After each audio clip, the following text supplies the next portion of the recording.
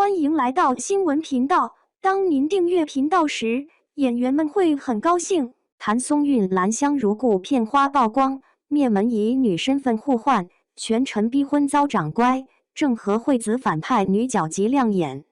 谭松韵这一巴掌下去，兰香如故预告的气质就定了，不是小甜剧的打情骂俏，而是赤裸的阶级冲突。刘学义掀盖头，被新人当众赏耳光，台词直指权势压人这一刀，郑和惠子抹血癫笑。李梦衣衫不整类别，3场戏拼在一起，很清楚地告诉你，这不是粉色滤镜的宅斗，是把贵女变奴婢的屈辱和反抗拍成主菜的剧。先说预告最初圈的那场大婚，林锦琪新月许兰香，从权臣的角度不顾他意愿强娶，一掀盖头就被新娘扇了一耳光。刘学义一句，在你眼中我是什么人？是权臣的自尊，也是理亏后的求证。谭松韵那句回击更狠，倚仗权势，强取豪夺。我若是个老尚书的女儿，大爷会问都不问一句我爹吗？不告而取吗？直接把这场婚礼从强势男主逼婚打到权力如何对奴婢为所欲为。这场戏的张力不在于他们爱不爱，而在于他明白他此刻站在权力那一边。耳光就是底层身份唯一能拿出来的抗议方式。这个底层身份其实是原著兰香原最核心的设定，贵女被灭门后顶替家奴，带上许兰香的名字进林府，从大学士府的长孙女调落成3等女仆。沈佳兰原本是吏部尚书林家的准儿媳，祖父被判谋逆，一纸罪名就能让满门抄斩，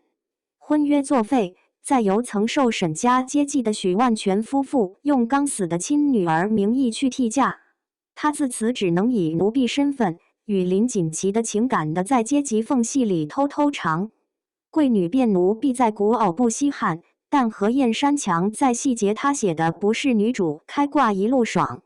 而是一步一脚写，每次想要维护尊严，都得先摸一遍规矩的边界。预告里那巴掌某种程度上就是这种边界的典型示范。林锦琪作为权臣，是可以强取奴婢而不被问责的，他理所当然地站在权力那头。沈佳兰作为奴婢，却拿出贵女曾经拥有的那种骨气。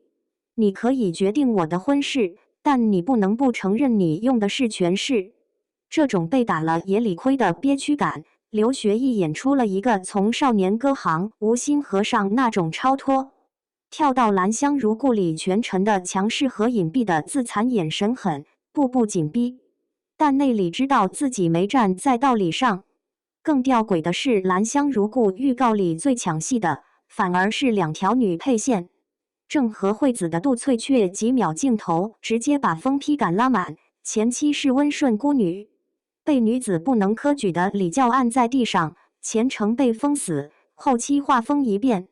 抹血、低笑、眼神癫狂，一句我既然选了这条路，就压根不会怕，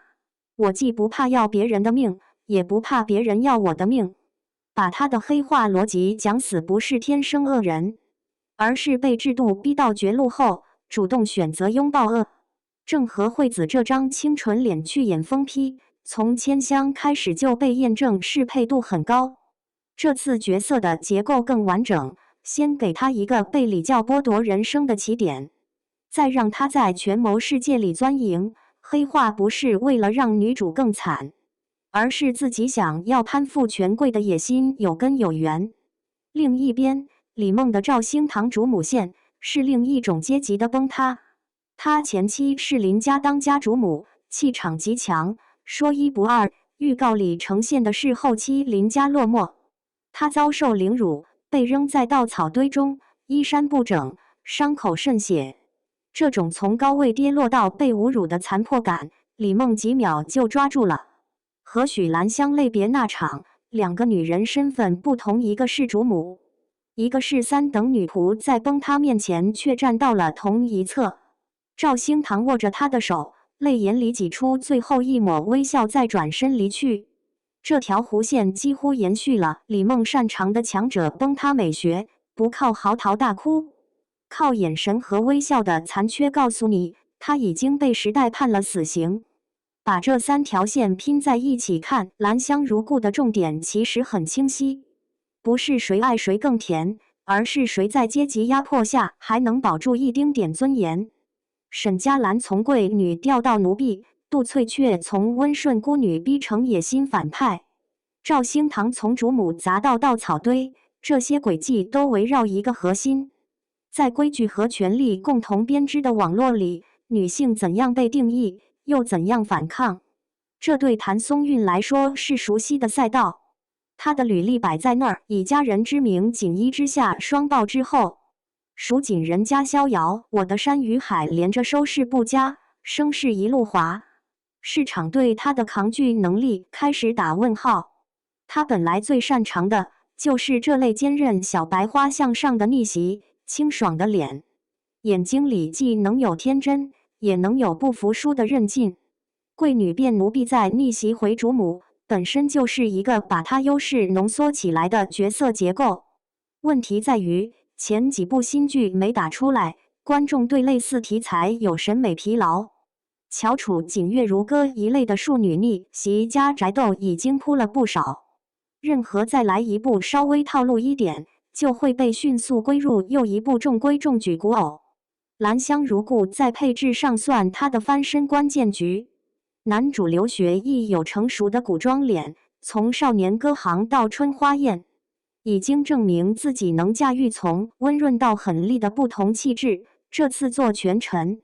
职业和气场都匹配原著要求。女配阵容里，郑和惠子、李梦一个负责疯批，一个负责破碎。预告已经做到女配双杀比主线还抢戏，起码不会出现配角完全虚空的尴尬。原著何燕山在晋江挂的是宅斗加权谋加细腻情，这意味着剧本底层逻辑不应该只有互扇耳光爽就完事，而是每一场争斗背后能看见规则细节，比如奴婢能不能直视主子，话能说到哪一步，犯了规矩会付出什么代价。当然，风险也不小。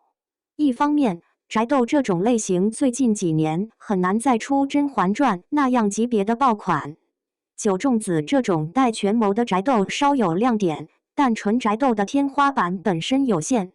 很容易在平台逻辑里被归为稳妥但不惊喜的中档项目。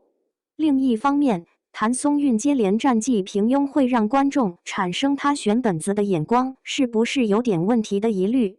兰香如故要打破这个印象，就必须在细节上比蜀锦人家更狠，不能只是把灭门、顶替、耳光这些冲突点堆在一起，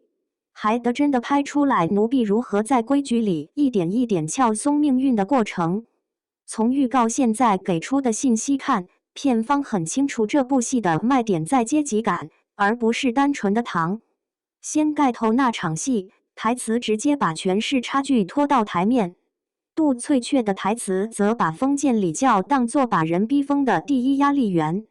赵兴堂的受辱线则提示林家本身的兴衰，不只是一座宅子的背景板，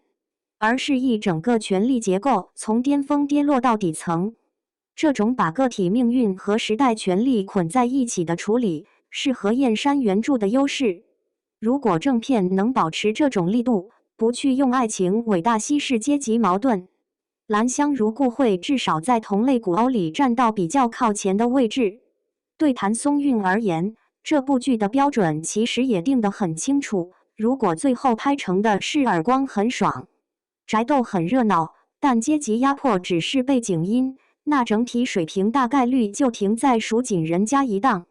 能稳住基本盘，却难以真正翻身。如果能把奴婢如何在规矩里找缝隙的细节拍到观众心里，让人记得的不只是 CP 和台词，而是这些女人在权力夹缝中活下去的所有小动作，那她这次有机会从爆款后的颓势期重新站回古偶一线脸的位置。现在能做的就是等正片上线，看这部剧到底选了哪条路。预告已经把耳光打得很响，接下来就看他有没有勇气把那声响延伸到整部剧。